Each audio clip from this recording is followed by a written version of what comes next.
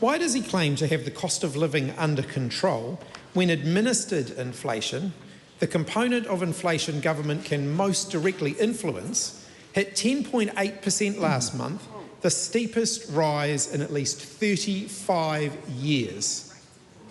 Well, I'm very proud of this government's focus on reducing inflation. This is a government that has put inflation back under 3% again. There are items like rates running at 12.5%. That's why we support a rates cap. Encourage that member to support it too. Supplementary question. Does he accept that the government's decision to increase transmission charges is driving up power bills? Its decision to increase natural disaster levies is driving up insurance premiums. Its decision to hike civil aviation levies is driving up the price of airfares. And then increased government charges are now one of the biggest contributors to the cost of living pressure that Kiwi families are facing.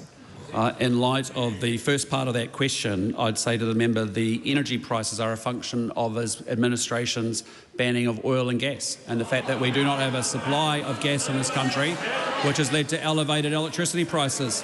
Again, I'd say to that member, think about the position and support reversing the oil and gas ban. Supplementary question.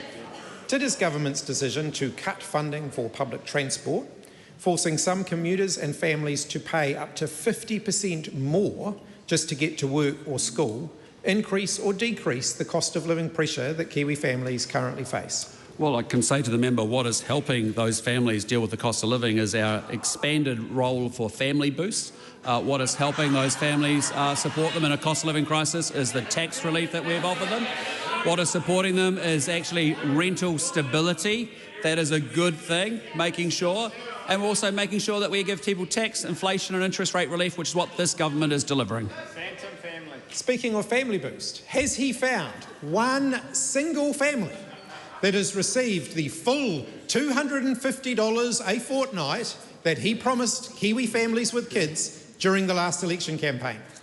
Well, look, I want to thank the member for his question because I really do appreciate answering this and bringing attention to the fact to all New Zealanders who may be watching this that family boost rebates have been expanded, the thresholds have been extended, and as a result there is even more money. And actually for the last 13 weeks you can now access and get more support from this government, which is absolutely fantastic. We think actually another 22,000 families will receive some support, and isn't that a great thing?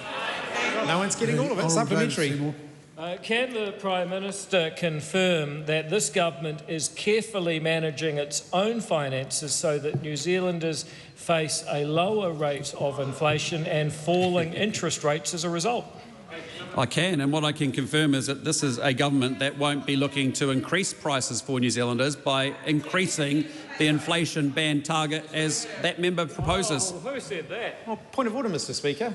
Point of order, the Right Honourable Chris Hiplins. Mr Speaker, the claim that the Prime Minister's just made is totally and utterly incorrect. And it is an exact example of what you have said the government shouldn't do, which is use patsy questions from the people sitting right beside them in order to attack the opposition, making false claims about the opposition. The question itself was in order. The answer was most certainly not. And I think the last comment should be withdrawn. Withdrawn. Question. Did his government's decision to increase car registration fees by $50 increase or decrease the cost of living pressure that Kiwi families are currently facing? Well, again, I'll just say to the member, we are proud of the fact that we have lowered inflation.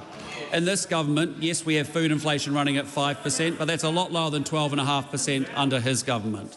2.7% inflation is lower than 7.5% under his government. Interest rates have been cut multiple times. Rents are stable. This is a government that is focused on economic growth. Why? So that we can get New Zealanders getting more money in their back pocket, and that's how they get ahead. Supplementary question. The Honourable Nicola Willis. Can the Prime Minister confirm that one of the first actions of his government was to stop the petrol tax increases which had been scheduled by the last government? Okay, that's an out-of-order question. Right Honourable Chris Hiplins. Supplementary question, Mr Speaker. If his government has inflation under control, as he is now claiming, why is the price of food continuing to increase? With butter, statistics released today showing butter's up 32%, milk's up almost $1, and the price of mince is now $22 a kilo, all under his leadership. Well, I'll just remind the member that when he was Prime Minister, food inflation hit 12.5%. It is 5% today. Yes, we have elevated prices for red meat and for dairy products. That's due to global commodity prices. That's why our farmers are having record years and record levels of farmer confidence in this country. But this is a government that is focused on lowering inflation. And I just say to the member, that's why you've seen us actually fast-track supermarket entrance so that we can actually do everything we can to make it as easy as possible to open up the supermarket sector. But again, the answer is not to increase the inflation target and increase prices for Kiwis, as his finance spokesperson suggested. Supplementary question. Supplementary question, the Honourable Nicola Willis. Has the government increased petrol taxes since being elected? No. Supplementary question. Does the government plan to increase petrol taxes by 12 cents a litre? The government has had no discussions about increasing fuel taxes at this time, but what we are very focused on is lowering inflation, making sure we lower interest rates, we get our economy growing and we lower unemployment.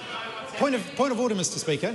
Point of order, the Right Honourable Chris Hipkins. Given that the documents the government has tabled in this House indicate that they are intending to increase petrol taxes by 12 cents a litre, will the Prime Minister be required to correct that answer?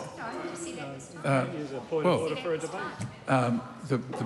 the Prime Minister chooses to correct an answer, then that's his prerogative to do so. If you knew the answer, why ask the question? But anyway, the Right Honourable, the Honourable Shane Jones. Question to the Prime Minister. Is he proposing to introduce a wealth tax, a capital gains tax, and has he taken any advice as to what impact that might have on the economy?